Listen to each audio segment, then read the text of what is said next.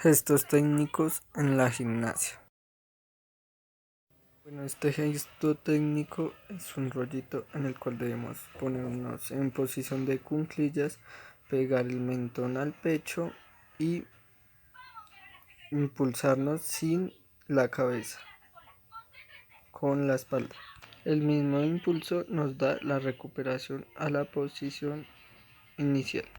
Esta técnica es la media luna, en la cual debemos poner nuestros brazos en el suelo con impulso hacia una media luna y volver a la posición inicial.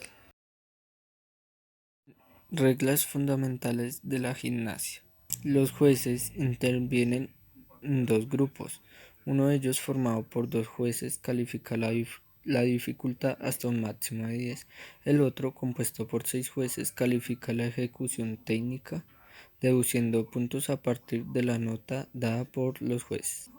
En la competición individual y por equipos se suman las puntuaciones logradas en cada aparato para determinar el resultado total. El suelo se desarrolla en un área cuadrada de 12 metros de lado con un borde de seguridad de 1 metro. Su superficie es elástica para favorecer los despegues y los aterrizajes suaves.